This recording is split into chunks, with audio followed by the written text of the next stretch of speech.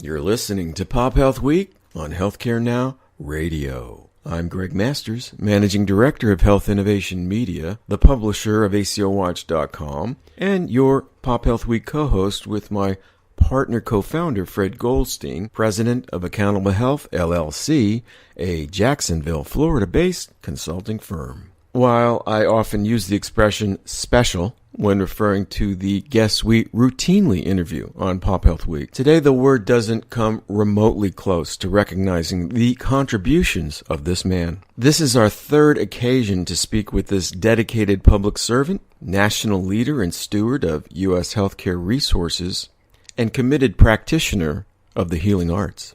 Our first encounter with Secretary Shulkin was in 2018, just prior to his abrupt termination as Secretary of the VA. At the Population Health Colloquium in Philadelphia, curated by Dr. David Nash, then Dean of the Jefferson College of Population Health, our second opportunity to chat with the Secretary was at the World Healthcare Congress in 2019 in Washington, D.C., courtesy of our colleague and co-host Nick Vanderheyden, MD, also known as Dr. Nick. So today we are indeed privileged to again speak with Secretary Shulkin. David Jonathan Shulkin is an American physician and former government official. In 2017, Shulkin became the 9th United States Secretary of Veterans Affairs and served under President Donald Trump.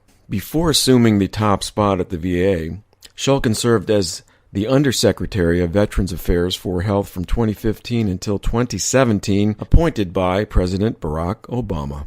On March 28, 2018, President Trump, in his usual style, dismissed Shulkin from his position by tweet. Since leaving office and returning to his life in the private sector, Secretary Shulkin has authored a book chronicling his time at the VA, and just today, his publisher has released this previously embargoed title, It Shouldn't Be This Hard to Serve Your Country, Our Broken Government, and the Plight of Veterans. So, Fred, over to you. Help us get to know Secretary Shulkin and what he's chronicled in this just-released book. Thank you very much, Greg. And Secretary Shulkin, welcome to PopHealth Week. Glad to be here. Yeah, it's a pleasure to have you on. Thank you so much for joining, and I thoroughly enjoyed your recently released book, It Shouldn't Be This Hard to Serve Your Country, Our Broken Government, and the Plight of Veterans. But before we get into the book, could you discuss a little bit of your background and the path that led you to working at the VA? Sure. I always start with who I define myself as, besides a father and a husband and a good human being. I describe myself as a physician, and so my professional grounding is as a doctor, and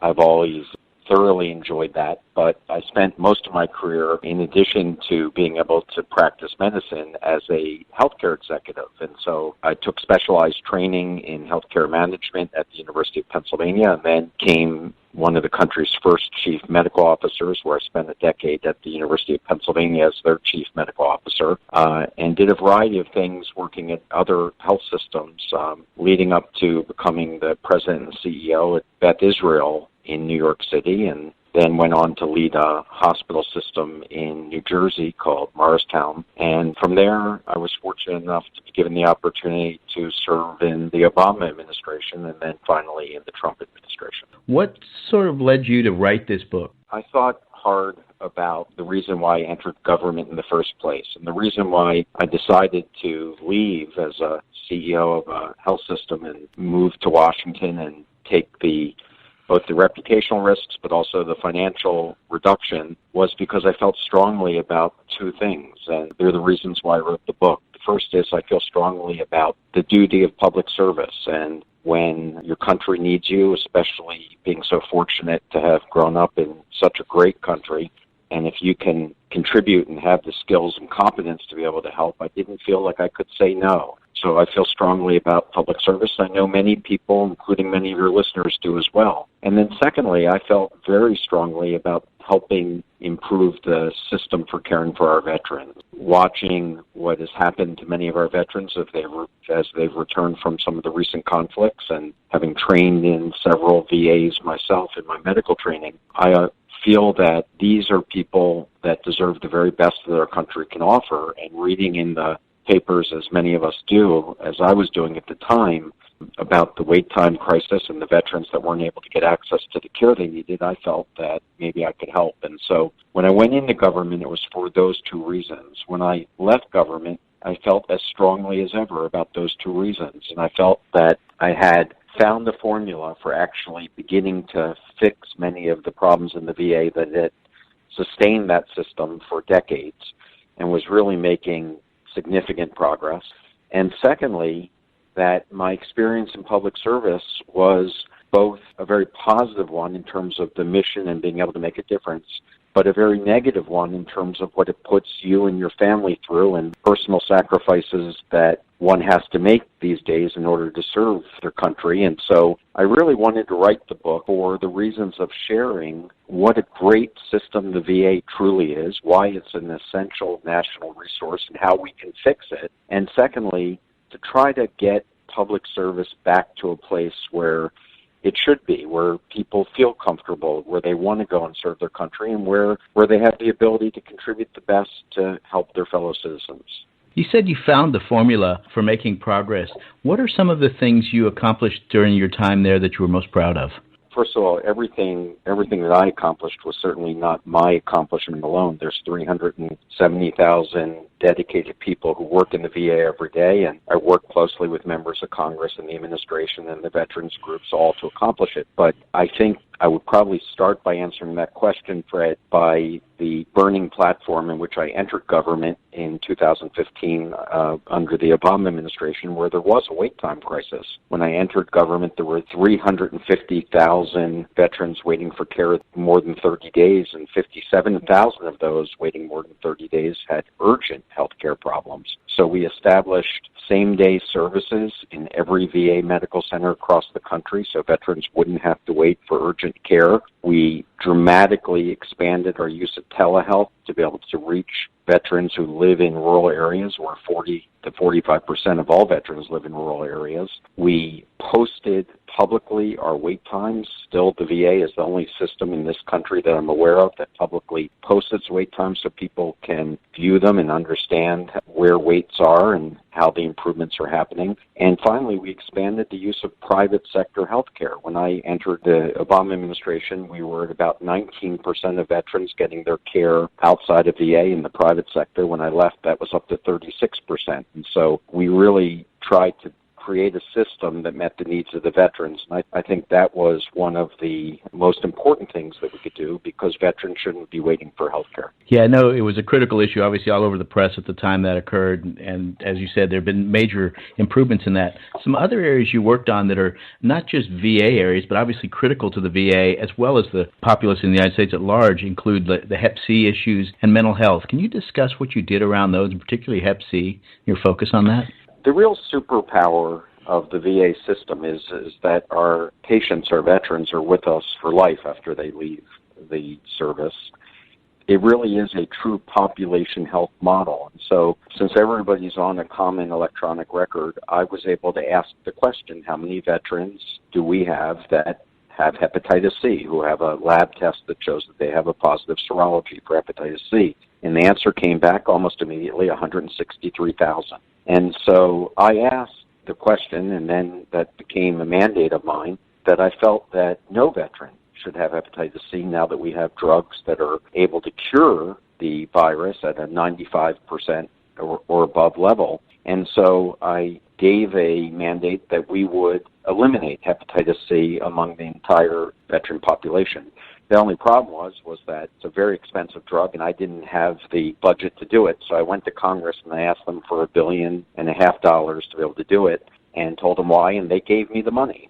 So now it was back on us. And we started with a very effective outreach program where we would contact people, bring them in. We trained our pharmacists and other healthcare professionals to be able to do this work. And we have now treated well over 100,000 of those veterans, completely eliminated their hepatitis, and on the way to being able to completely eliminate it from the veteran population. And I think that's a really important example of the way that health systems and integrated providers can look at problems, reach out to those that they serve, and be able to do good work. And so I hope that's an example that others will begin to follow. Yeah, it really makes sense. Oh, go ahead. I was just going to transition to the mental health issue, probably the most significant issue for me. When I was secretary, I declared that our top clinical priority would be to reduce or eliminate suicide among veterans, something that was happening 20 times a day. Still, just last week, the data came out and there's not been a decline. In fact, there's actually been a slight increase in the number of suicides happening every day among veterans. And so being able to provide mental health services is critically important. 60% of the 9.1 million veterans that are cared for in the VA system have a diagnosis or comorbidity that's a mental health diagnosis. And so the VA system is the largest behavioral health care system in the country and has done some things really well that I think can be learned from. One is the integration of behavioral health with primary care so that there's not separate facilities that you need to go to and separate teams. The mental health teams and the primary care teams work together, and I think that is very effective, and the reason it doesn't happen in the private sector is more of a reimbursement reason rather than the effectiveness of the clinical model. So the VA does that extremely well. But we needed to do a lot more, and so we started to work very effectively at predictive analytics, being able to use a tool that the VA researchers worked on called ReachVet, where they're able to use data to look at patients at the highest risk for suicide. And then just like the hepatitis model, we started outreach programs. We started proactively calling those veterans that were at higher risk, bringing them in, trying to identify issues that we could help to prevent suicide or decline in their mental health. And most importantly, we've begun to really do outreach with community providers and bring in organizations, whether they're veterans organizations or churches or community groups and homeless shelters and state governments and local governments, all to work effectively in an integrated way to try to help really impact the mental health problems. You were doing all of these things and brought quite a bit of change to the VA and talked about decentralizing some of it, et cetera. At the same time, it just kind of stunned me, the whole political surrounding this, including, my father was a physician, volunteered to go to Vietnam, and in his later years, the VFW was a really important thing to him, and it really meant a lot and helped him. I was surprised to learn that from your book that some of these organizations maybe serve more as political fronts, and you mentioned that with the Koch brothers and one of them. Could you talk about the various veteran service organizations and how they interacted with you in the agency? Yeah, many people may not know there are a large number of veteran service organizations that are made up with their membership of veterans, just like your father and my father. And they, to me, were extremely important groups to represent the veterans so that I could do my job better. Myself, not being a veteran, I probably relied upon the veteran service organizations to help advise and guide me, maybe more than other secretaries had in the past. And while all these organizations, many of them with offices based in Washington, have effective arms that go out and lobby Congress and the administration for funds for veterans and to support legislation, primarily they are just made up of veterans that are able to be good sounding boards and to be able to provide advice on policy issues related to VA. And so I had a very good and strong relationship with them. The one exception was the group that you mentioned. It's a group called Concerned Veterans of America. It's funded solely by the Koch brothers, and in fact, they do not have a large membership of veterans. They're really set up as a political lobbying organization, and they have an agenda. Their agenda being that, as the Koch brothers in their political activities often support, that government should not be involved in the direct delivery of services. It's more of a libertarian point of view. And in fact, I don't ever mind having discussions or dialogue with organizations that don't necessarily agree with me. I think you have to be open to hearing people's differences and new ideas. And so I didn't have a problem with the fact that they were advocating a certain point of view. And in fact, in some cases, I think that they were advocating effective reforms. But they were quite effective at lobbying, and particularly in the Trump administration, they got a very big seat at the table and a bigger voice than necessarily some of the other veterans groups that truly represented what the veterans wanted. And so we were at odds over the issue of privatization of the VA. I did not think that was in the veterans' interest. I didn't think veterans wanted that. And the Koch brothers political body was advocating for faster movement towards reducing government's involvement. And so there were some political manipulations in that relationship between me and them that, frankly, I don't think ended up being productive for helping veterans get better care. And you mentioned you'd gone from 19% to 36% use of private services for VA members, but it just sort of stuck with me from your book and knowing veterans, et cetera, that they do have unique issues that they face that aren't typically seen in a general employer-based population or Medicare, Medicaid that would require more unique services through the VA. Isn't that the case?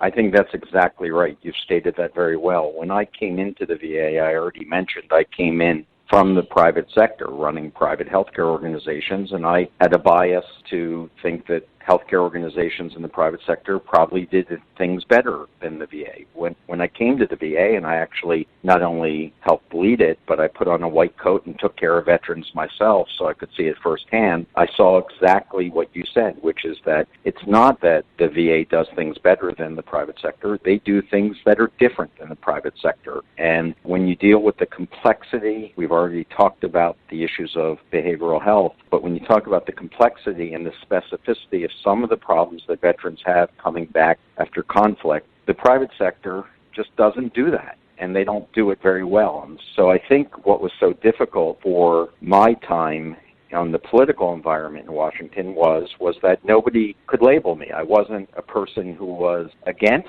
moving care into the private sector where it made sense for veterans to get care in the private sector, and I certainly was not in favor of dismantling a system that was working well for veterans and that the private sector would not do. So I had a hybrid model where I was trying to put the veteran in the center and say, let's do what's best for the veteran. If it means that the private sector does the service better, that's where they should go. If it means that the VA provides a better service and a different quality of service, then that's where the veteran should go. And so being in the middle right now in Washington is a very hard place to be because, as we all know, it's such a polarized environment. And if you don't have a very, very strong political point of view on things, you can sort of find yourself without a lot of allies. And of course, I wasn't in that role for a political reason. I wasn't running for office. I was there solely to try to do better for our veterans, which meant at times it was a very lonely job. Yeah, the stories in here are just amazing.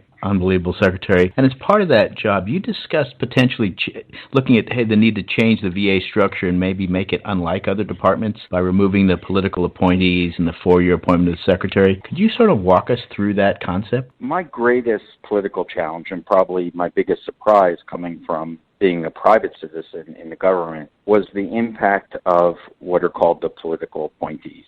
And each administration has about 4,500 political appointees, and these are people that are put into jobs. I was one of them, where there's often the criteria of having a political loyalty to the candidate. Now, I was not a Obama guy. I was certainly not a Trump guy. I was just a private citizen, but often the political appointees come in after having some allegiance to the campaign and don't necessarily have the competence or the skill sets in the particular area where they're assigned. And I just don't think that's a system that works well for the direct delivery of services. I would think that many people would agree with me that if you're providing health care services to over 9 million people, you should probably have people running the agency that have experience in health care and a lot of experience, who have run big systems and know what they're doing. And so I think that we really do need to take a look at the system of putting in political appointees in charge of these organizations, and maybe in particular in some organizations that provide direct service delivery like the VA. And secondly, I think after my experience, I believe strongly that we need to free up the head of the VA, the Secretary of the VA, from the political influences, because veterans should not be involved in political issues.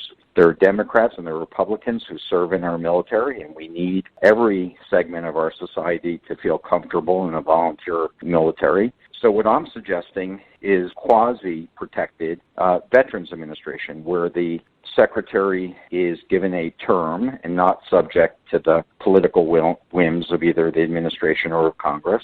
And I'm also suggesting that the political appointees be replaced with professionals. And if one were to look towards a model that would be similar, it might be a model that's similar like Amtrak or the post office. And there might be some nuances to doing this particular for the VA, so that there would be some greater involvement of people who have served in the past in the military. But I think we can do better than what we have now, which is a rotating political door where the secretary and the undersecretary change roles every 2 years, so there's not continuity and not a vision for how we continue to fix this system. And just to give you one example, prior to being secretary, I was the undersecretary of the Health Administration. That's the position that runs the health component of the VA. I left that position in January of 2017 after I was nominated as secretary. That position today, as we speak, is still not filled. So it's a Senate-confirmed position, and it still remains open. And so therefore,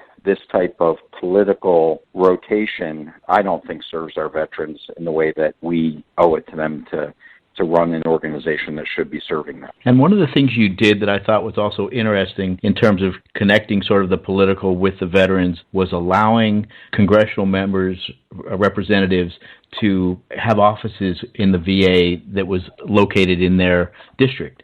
And I know that last month it was just announced that that's going to be pulled. Can you discuss that and your thoughts on allowing the congressional representatives to office in the VA? I think it's a mistake to pull that. The reason why I granted the ability for members of Congress to have an office at the VA is because when you speak to members of Congress, as I did almost on a daily basis, about their concerns about caring for veterans in their districts, they would say that more than 50% of their casework, of the issues that they're trying to resolve for their constituents, involved veteran issues. So they have staff that are dedicated to this. They are concerned about it. They feel strongly about it. And to be able to give them a space at the VA facility, first of all, it makes it easier for veterans to be able to connect with their elected representatives. And it gives the elected representatives a chance to be able to actually see what's happening so that they understand the complexity of situations sometimes when they happen, and they get a chance to actually meet and interact with the staff who are providing these services and see what I saw, which is an amazingly dedicated group of professionals who choose to work to serve veterans every day. The issue that you need to be concerned about, that I had to make sure that we were clear about, is that the VA as a federal agency wasn't giving preference to one politician over another. Certainly, that was not my intent, and so we had to make sure that all representatives have equal access to the office space and that there were no preferences and nobody had advantage over another, so it wasn't political. But we were able to do that, and I thought that was a good program, and obviously members of Congress who chose to take advantage of it thought it was a good program too. The current administration has decided that they don't think that's something that they want to continue, and that certainly is their choice. And certainly if they need the room for clinical reasons, I can understand that. But I think the intent of working closer with Congress to do better for veterans is a good thing. I'd like to ask you one quick question. We've got a few minutes left on a story in your book in regards to your deputy, Tom Bowman, and in the press reports of him being fired. And then you met with the president who said, quote, "You and I are the only ones who could fire your deputy. If neither of us are planning to, it can't be true. It can't be true," end quote. And then it came to pass. And I noticed throughout the book you sort of separated whether the president or the rest of the politicos, et cetera, were doing these things. Do you think he was aware of that, or it was just the politicos doing that kind of stuff? This is a really, really excellent issue and probably one of the central features of my book. The president is one person. It's a huge administration, a huge country to run. And so these political appointees that I talk about, these 4,500, many of whom are there for the right reasons, but many who are off on their own political agendas can create a lot of turmoil in the organization. I think in the current administration under President Trump, he is not always aware of what is happening and the activities of these political appointees. He can't possibly know them all. I mean, there's 4,500, and they're off every day doing their jobs. So in the case of what you talked about, it's described very well in the book. One day we read a front page story in the Washington Post that my deputy, who was confirmed by the U.S. Senate, was going to be fired by the president because he was not representing the political views of the president. And as you described, I was able to go and have lunch with the president that day of the story and asked him about it. He was completely unaware of that and was aligned that that would be a choice that either he would have to make or me as secretary would have to make. So this was a story that was leaked. It was leaked for a specific purpose, to be able to send a message to both me and the deputy secretary that we better get in line politically with what these political appointees wanted to do. You know, they probably didn't think I'd have a chance to ask the president about it. So certainly in that case, he was not aware. But I do think that the political appointees do have great influence on many of the policies that we're seeing and on many of the areas of the country that many people see as confusing coming out of the White House, that there's different messages. Sometimes the president has a different message than other members of the White House team, and I think that that's a reflection of him not being aware of what's going on around him. Well, I'd like to thank you, Secretary Shulkin, for having served, for actually the stories that you had to go through and your family had to go through were just fascinating and unfortunate, and for the work you did. And thank you so much for joining us here on PopHealth Week. Thank you, Fred. That'll turn it back over to you, Gregg. And thank you, Fred. That is the last word on today's broadcast. I want to thank Secretary Shulkin for his lifetime commitment to public service and the healing arts in particular, including his passion to serve the men and women of the United States military through the national treasure of the Veterans Administration. For more information or to order Secretary Shulkin's exceptionally informative and timely piece, It Shouldn't Be This Hard to Serve Your Country, Our Broken Government and the Plight of Veterans, see the link in our program description at PopHealth Week or go to pophealthweek.com. For PopHealth Week, my colleague Fred Goldstein, the Honorable Secretary Shulkin, and Healthcare Now Radio, this is Gregg Masters saying, bye now.